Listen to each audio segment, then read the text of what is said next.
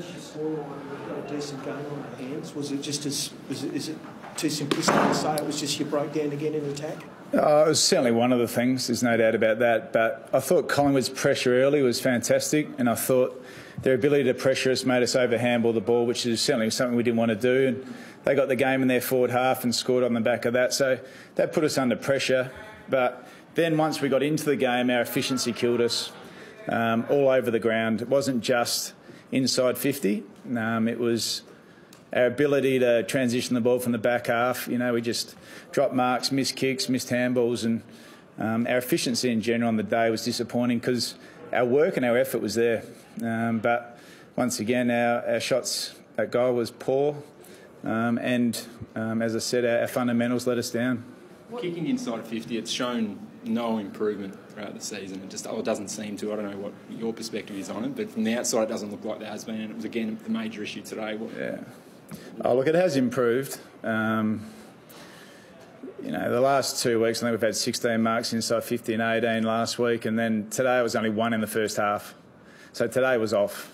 But it was off all over the ground as well. So we are working really hard on our inside 50 connection, and we have worked tirelessly around our fundamentals, but we're just not getting the nourishment and the rewards right now. And it's making the game really hard for us because there's other areas of our game that are actually tracking okay. But that reward needs to shift, and we need to start getting that reward to win games of footy. How big a setback is today? You know, the last 5 weeks, signs of life. You spoke before this game about how there's opportunities in the second half of the season, big stage, and to I guess perform that badly. How big a setback is it? Oh, it's disappointing. There's no question about that. You know, as I said, there's things in our game where we're working really hard and putting ourselves with opportunities. Even in the third quarter, you know, we had our opportunities to get ourselves right back in the game and get a result, and we didn't. So it's frustrating. There's no question about that, and it's disappointing. But it's not going to stop our path and where we want to go as a footy club. We want to continue to try and win as many games as we can moving forward from here. You know, we get a chance to reset in the break, continue to work hard, but I'm really hopeful and positive this playing group is going to forge a really strong second half of the year, and where that takes us, I'm not too sure. But today was disappointing because there was enough in the game for us to play better. You get the sense that there's guys who were a bit down on confidence, the guys who could have been taking set shots but were instead looking to dish it off. I think when you see those mistakes, you clearly the game. You know, I think the pressure builds when you continually make those sort of mistakes. So our ability to deal with that's part of the game, and that's how you get yourself in really good form. So whether it's taking a set shot, whether it's kicking the ball inside 50, whether it's just an easy kick to a mark and a handball to a teammate, when you're in good form, you execute those skills to a really high level. So that's one of our challenges, is to get them in a space where they feel free, they're clean and they connect. What has happened since September last year? Has the game changed? Has it been the injuries, the lack of confidence? Like Melbourne fans, speak to them right now. I wonder what's happened in 6 months. It's a combination of all of what you've spoken about, Jay. You know, we had a difficult summer. It was unquestioned about that. And we've just really gained no momentum through the year in the way we've played. There's been enough games where we've done enough right to get results. And if you don't, you start to slide down the ladder pretty quickly. We operate in a tough industry, and it is tough to win. You know, I heard Adam Simpson talk about it last week. It's actually really hard to win. And it's small margins, and we're talking in the last 5 or 6 weeks is purely our efficiency inside 50 and our ability to actually kick the goals, and that's cost us games of footy. And you turn that around, and you're talking differently about the Melbourne Footy Club right now. Does that mean that your faith in the system hasn't wavered, that you believe that you've got the personnel to perform? We've tinkered and changed various aspects of our play, probably more from round 4 onwards. And we've seen some benefit in that. But our faith and belief in where we're at as a club and where we're going hasn't wavered one iota, and it'll continue to forge ahead. And our players are really determined. They're really close and together, and the results aren't there at the moment. And we're all frustrated and we're all disappointed.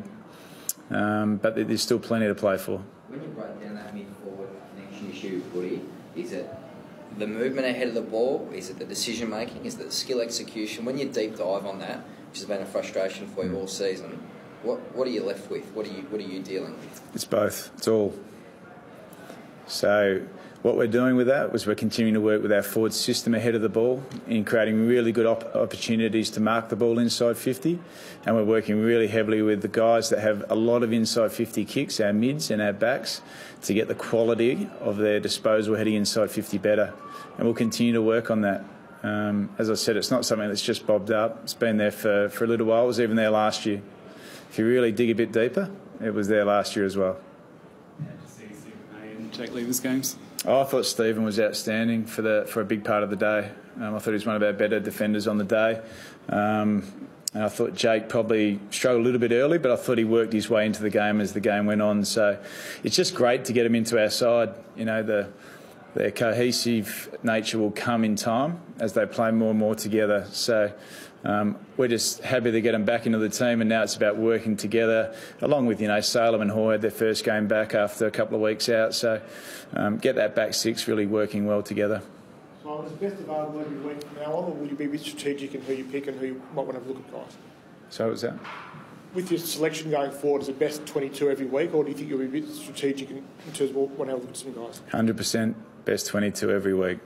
We're a footy club that goes about trying to win as many games as we can, no matter what the situation.